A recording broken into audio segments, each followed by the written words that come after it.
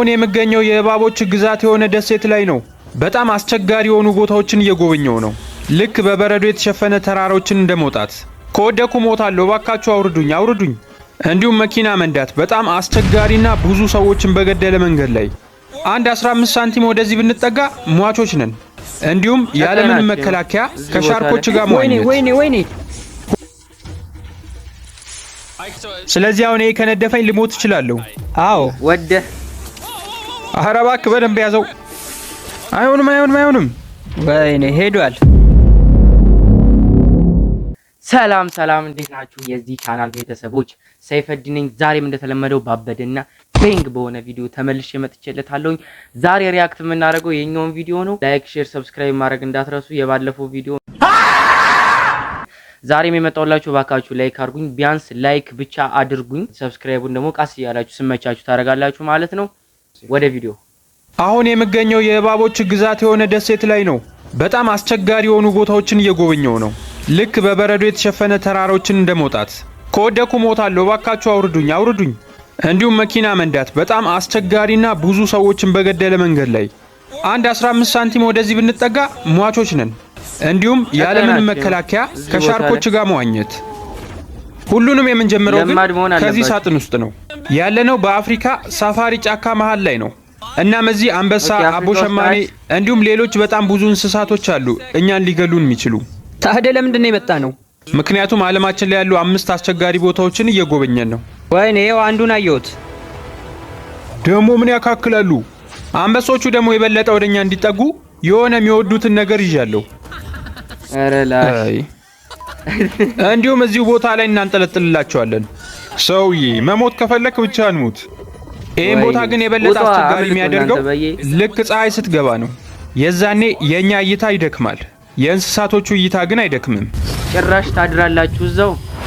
ጂሚ አረ እዚህ ጋር 2 አሉ። አዲስ ድምጽ ደግሞ እየሰማው ነው። ምንድነው? አውራሪሶች ናቸው አይደል? አረ አይመስለኝም። በጣም ትልልቅ ነገር ነው የሚታየኝ። ሰውዬ ሁሉም እንስሳቶች ወደኛ እየተሰባሰቡ ነው። ዙሪያችን በሙሉ አንበሶች ነው ያሉት። 6 እና 5 ሜትር ያህል ነው ከኛ ርቀው የተቀመጡት። እነዚህ አንበሶች ሊተውን አልቻሉም። ምናልባት እኮ ለዚህ ቪዲዮ ብለን ልንሞት እንችላለን። ይሄንን ቦታ መቋቋም አለብን፣ ምክንያቱም ከዚህ በኋላ ሌሎች አስቸጋሪ የሆኑ ቦታዎችንም እንሞክራለን። እነሱ ደግሞ ከዚህ የበለጠ በጣም አስቸጋሪና አስፈሪ የሆኑ ቦታዎች ናቸው። አሁን ደግሞ እዚህ ተራራ ላይ እንወጣለን። ሙሉ ለሙሉ በበረዶ የተሸፈነ ተራራ ነው። አንዴ ከጀመርን በኋላ ወደ ኋላ መመለስ የለም።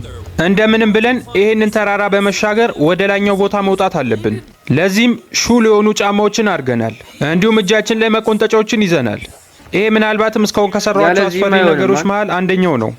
ጂሚ የምር ግን ይሄንን ተራራ ሙሉን ተሻግረን እንወጣለን ነው የሚታያቸው? እውነት ለመናገር ይሄንን ቦታ ተሻግረን እንወጣለን ብዬ አላስብም።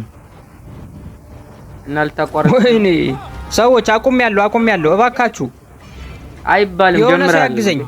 ማንም ሊያግዝ አይችልም። ማቋረጥ አችልም። ኖላን ሰዎችን እርዳታ ጠይቆ አቋርጧል። አሁን እኮ ብዙ ሄደናል ግን ከመሬት ሰዎች ግማሽ ያህሉን ሄዳችሁታል። ስማ ጂሚ በፍጹም ወደታች እንዳታይ። ደግሞ ከፍ ባልን ቁጥር የበለጠ እያንሸራተተን ያለው።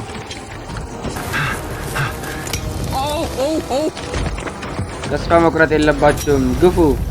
ወደ ላይ እየደረስን ነው ጂሚ። ይሄ በህይወቴ ካስፈሩ ነገሮች መሃል አንደኛው ነው። አደርገዋለሁ። ይሄ ወደ ላይ ልወጣ ነው። ትንሽ ነው የቀረኝ። ምን ያህል እንደሄድን እስኪ ያሳያቸው። እዚህ ደርሰው ወደ ታች ከመውረድ መቀጠሉ ነው የሚቀለው። ትንሽ ቦታ ነው የቀረን ግን እጄ በጣም ዝሏል። እንደምንም ብለን ይህን ውድድር ብንጨርሰውም ቀጣይ በጣም ብዙ የሚጠብቁን ነገሮች እንዳሉ ማውቂያለሁ። እላይ ደርሳችኋል። በጣም ጥሩ። ምን መሰላችሁ ግን ኖላን ጥሩ ሰዓት ነው የወጣው። እስኪ ከሶስተኛው አስቸጋሪ ቦታ ደግሞ አቋርጦ እንደሚወጣ እናያለን። አሁን የምንሄደው ወደ ቦሊቪያ ነው። እናም የዓለማችን አስቸጋሪ የሆነው መንገድ ላይ እንጓዛለን። አሁን ያለነው የዓለማችን አስቸጋሪው መንገድ ላይ ነው። ከላይ ተንከባለው የሚወድቁ ድንጋዮችም እኮ አሉ። በጣም አስቸጋሪ ነው። ልንገራለን ካሁኑ እየተቆጨው ነው። መምጣት አልነበረብኝም። እየቀለድኩ አይደለም። በዚህ መንገድ ምክንያት በጣም ብዙ ሰዎች ሞተዋል። ይሄ መንገድ በአመት እስከ 300 ሰዎችን ይገል ነበር። እናም በዛ ምክንያት ተዘግቷል። ነገር ግን አሁን መንግስትን አስፈቅጄን እየነዳ ያለሁት። ወይኔ ምን አለ ባይፈቅዱልን ኖሮ። አይዞ ጥሩ ቆይታ ይኖረናል። በሱ እንኳን እርግጠኛ መሆን አልችልም። ለምን የሞት መንገድ እያሉ እንደሚጠሩት አሁን የገባችሁ ይመስለኛል። አንተ ግን የገባህ አይመስለኝም። ቀስ በል እንጂ። ምን እየሰራ ነው? መሪውን ያዘው እንጂ እንዴ! አረ ተው፣ ወደ ጫፉ በጣም እየተጠጋህ ነው። እባክህ ምን ሆነ ነው? ነፍሴ እየወጣች ነው። በጣም እያስጨነቀኝ ነው ያለው። እስካሁን የመጣነው መንገድ በጣም አስቸጋሪ ነው ብላችሁ ካሰባችሁ ተሳስታችኋል። ምክንያቱም ከዚህ በኋላ መንገዱ ላይ 3 በጣም አስቸጋሪ የሆኑ ቦታዎች አሉ። እዚህ ጋር ነው መንገዱ በጣም ጠባብ የሚሆነው። ስማ ሰውዬ፣ አሁን እዚህ ጋር እንደ ቅድሙ እንዳቀልድ። ወይኔ ፈጣሪ፣ ምን ያህል ረጅም እንደሆነ ይሁት ገደሉን። እስኪ ውረድና መንገዱን አሳየኝ። ወይኔ እባክህ እንዳትወድቅ። ምን ያህል ጥልቅ እንደሆነ እስኪ ተመልከተው። ሰውዬ በጣም ጥልቅ ነው። ደግሞ አዙሮ ሊደፋኝ ነው እንዴ? ምን ሆነ ነው? ይቅርብ ብራዘሬ። ወይኔ አረ በእግር ሰላም አለው።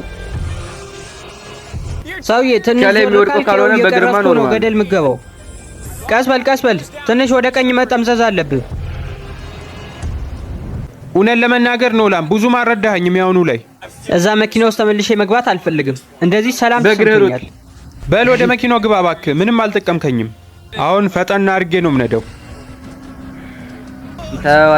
በለው። እዚህ ጋር ደግሞ ጉም አለ። አንዳንድ ቦታዎች ላይ መንገዶቹ በጣም አሪፍ ይሆናሉ። ነገር ግን እንደዛም ቢሆን ራሱ አየሩ በጣም አስቸጋሪ ነው። ምክንያቱም ጉሙ መንገዳችሁን ሊሸፍንባችሁ ይችላል። ሰውዬ አቁም እንዴ! ምንድን ነው ኖለን? አሁን የደረስክበት በጣም አስቸጋሪ መንገድ ነው። ቀስ ብለህ መንዳት አለብህ። እሺ። ኦር አይታችሁታል? ጫፍ ኮን ያለው ነው። ድንጋዮቹ ወደቁ። መንገዱ ደግሞ የሚፈረፈት ነው ይመስል ራሱ። ዳም አረ ላሽ ኖለን ይሄንን ድልድይ ከተጠቀሙበት በጣም ረጅም ጊዜ ሆኗቸዋል። እስኪ ውረድና ያው ኖላን ድልድዩ እንዴት ነው? ጥፍጥፍ ያለች አሪፍ ይመስላል። ይሄን አስቸጋሪ መንገድ ተቋቁመን አልፈነዋል። እስካሁን የተጋፈጥናቸው ፍራቻዎች ምድር ላይ ነበሩ ናቸው። አሁን ግን ወደ ውቅያኖስ እንገባለን። እናም ዙሪያችንን ያሉት ሻርኮች ናቸው። ለምን እንደሆነ አላቅም፣ ግን መከላከያ ሳንይዝ ነው የምንገባው። አዎ ይህንን ሳጥን ይዘን መግባት ነበረብን። ውሃ ውስጥ ያሉት ሻርኮች በተጠንቀቅ ምግባቸውን እየጠበቁ ይመስላል። ግቡላቸው ይመገቧቸው። ወይኔ ፈጣሪ፣ በጣም ትልልቅ ናቸው። ዋው! ቆይ ለምንድን ነው ግን ህይወቴን አደጋ ላይ የምጥለው? መሀል ፈጣሪ ወደ ኖርማል የክፉ እንትኖች ናቸው። ኖላን ናግባ፣ ቶሎ በል። ብቻዬን እዚህ ውስጥማ አትጣል። አይሆንም። እስኪ እንግዲህ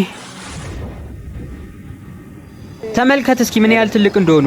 ከኛ እኮ በእጥፍ ይበልጣሉ። በቃኝ ወጥቻለሁ። በግሪን ስክሪን የአሁኑ ፈተና ቀለል ያለ ይመስላል። በእርግጥ ከቀጣዩ ጋር ሲወዳደር ይሄ በጣም ቀለል ያለ ነው። አሁን ያለነው የዓለማችን ትልቁ ጫካ የሆነው አማዞን ላይ ነው።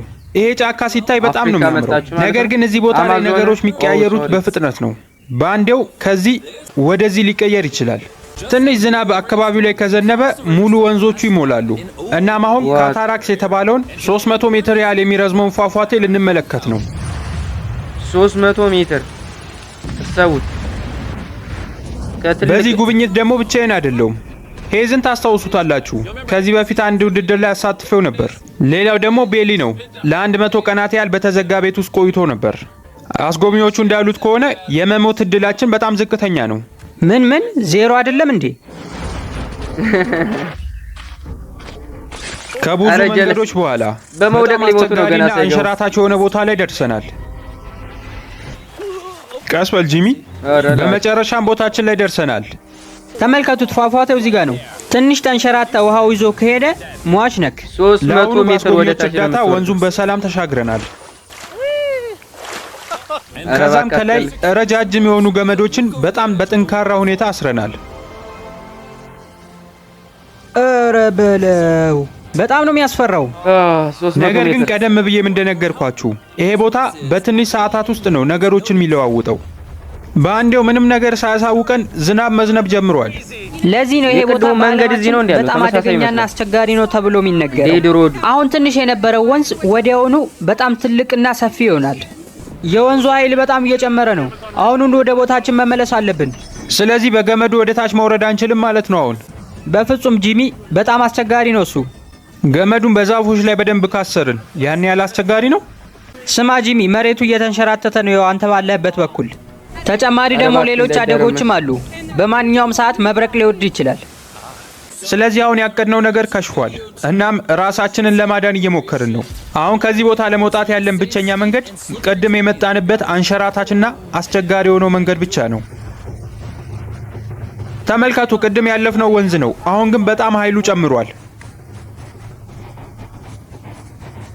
ቅድም ይሄንን ውሃ እንዴት እንደተሻገርኩት ታስታውሳላችሁ? አሁን ግን ምንም የሚያስቅ ነገር የለም።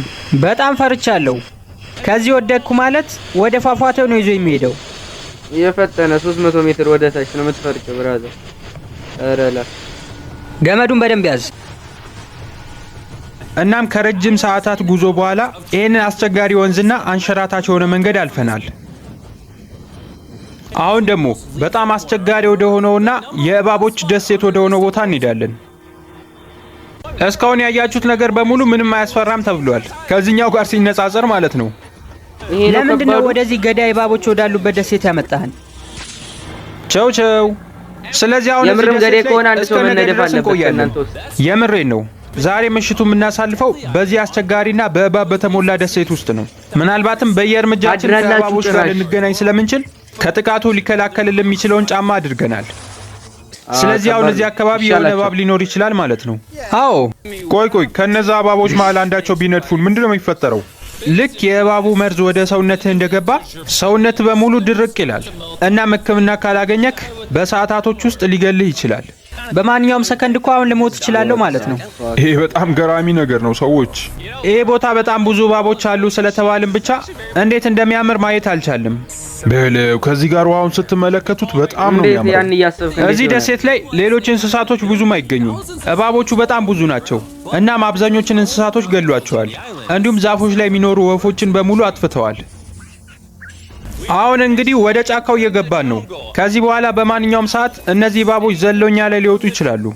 እስካሁን ድረስ ከስር ለሚመጡት ብቻ ነበር እየተጨነኩ የነበረው። አሁን ከላይ ለሚዘሉት ልጨነቅ ነው። ወይኔ! እነዚህን እባቦች በመሰብሰብ ሳይንቲስቶች መርዛቸውን ያስተፏቸዋል። እናም ያንን መርዝ በመጠቀም ለተነደፈ ሰው የሚሆን መድኃኒት ይሰሩበታል። ስለዚህ አሁን ይሄ እባብ ተናዳፊ ነው። አዎ። ስለዚህ አሁን ይሄ ከነደፈኝ ልሞት እችላለሁ። አዎ። ኧረ እባክህ በደንብ ያዘው። አይሆንም። ወይኔ ሄዷል። ለቀቀው አይደል? አይ አይደለም፣ አምልጦ ነው። የበለጠ ደግሞ ወደ ጫካው በገባን ቁጥር ይሄ መንገድ ደግሞ በጣም ጠባብ ነው። አሁንም ብዙ እባቦችን እያየን ነው። ተመልከት፣ ይኸው እዚህ ጋር ያው እዛ ጋም አለ። አሁን ግን በፍጹም እንዳትለቃቸው እሺ? እሺ። አሁን ከዚህ እባብ መርዝ በሚሰራው መድኃኒት ምን ያህል ሰዎች ሊተርፉ ይችላሉ? አረ በጣም ብዙ ሺህ ሰዎች። በጣም ጥሩ። ከነዚህ እባቦች መርዝ የሚሰራው መድኃኒት ብራዚል አካባቢ ለሚነደፉ ሰዎች በሙሉ የሚውል ነው። ስለዚህ አሁን አንድ እባብ ያዝን ማለት 1000 ሰዎች ያህል መድኃኒት አገኙ ማለት ነው። ጂሚ እዛ ጋር ሌላ እባብ አለ፣ ንገረው። ኖርማል እባብ ቢነድፍ እስካሁን ካየነው በጣም ትልቁ ይመስለኛል። እናም ቀኑን ሙሉ እነዚህን እባቦች ስናጠምድ ውለናል። አሁን ያኛው እባብ የሚገኘው ከ4.5 ሜትር በላይ ከፍታ ላይ ነው። እናም ይሄ እብድ ሳይንቲስት ዛፉን ላንቀሳቅሰው ነው እንዲወድቅ እያለ ነው። እያንዳንዱ መርዛውን አስፈላጊ ሆኗል፣ ምክንያቱም የሰው ነፍስ ያድናል። አሁን ቀኑ እየመሸ ነው። ስለዚህ እባቦችን ከመሰብሰብ ይልቅ ለራሳችን ምንም ሳንጎዳ ስለመውጣት ነው ማሰብ ያለብን። እውነት ለመናገር እነዚህ ድንኳኖች ከእባብ እንደሚያስጥሉን አላቅም። ዙሪያችን እባብ ነው ያለው እና እኛ መሀል ላይ ልንተኛ ነው። አይ መተኛት፣ እኔ እንዲሁ ነው ማነገው። ምሽቱ እንደምንም ብሎ ነግቷል። እናም አሁን ጠዋት ላይ እያሰብን ያለነው ከዚህ ደሴት በቻልነው ፍጥነት ሮጠን ለመውጣት ነው። በዚህ ቪዲዮ በጣም አስቸጋሪ የሆኑ የበረዶ ተራራዎችን ወጥተናል። እንዲሁም 300 ሜትር ያህል ገደል ያለው መንገድ ላይም ነድተናል። ከአስፈሪና ጠንካራ ከሆኑ ሻርኮች ጋር ያለምንም መከላከያ ዋኝተናል። እንዲሁም በመጨረሻ የእባቡ ደሴት ላይም አድረናል። ሁሉንም ነገር አሳልፈናል። እናም ማንም ሰው አልተጎዳም። ዋው! ለማንኛውም የዛሬው ቪዲዮ ይሄንን ይመስል ነበረ። ያበደ እንደሆነ ተስፋ አደርጋለሁ። ላይክ እስካሁን ያላደረጋችሁ እንዳላችሁ ግልጽ ነው። እባካችሁ ላይክ አድርጉኝ፣ ዩቲዩብ ቪዲዮዬን እንዲገፋው ማለት ነው። አሁን እንዳያችሁት እንግዲህ ሚስተር ቢስት የተለያዩ ከባባድ ነገሮችን እየሞከረ ነው ሰሞኑን። ቀጣይ ደግሞ በውድድር ቪዲዮዎች ምናምን እንመጣለን። ያባበዱ ቪዲዮዎችን ነው ሪያክት የምናደርገው። ምንም ነገር አይቀረንም። ከዚህ በኋላ ባባበዱ የሌላ ቪዲዮዎች እንመጣለን። እባካችሁ ላይክ አድርጉኝ። ከቻላችሁ ደግሞ ሰብስክራይብ እና የደወል ምልክቷን ኦል ሚለው ላይ ያደረጋችሁ የዚህ ቻናል ቤተሰብ ሁኑ። ስላያችሁኝ በጣም አመሰግናለሁኝ። ይመቻችሁ። ባይ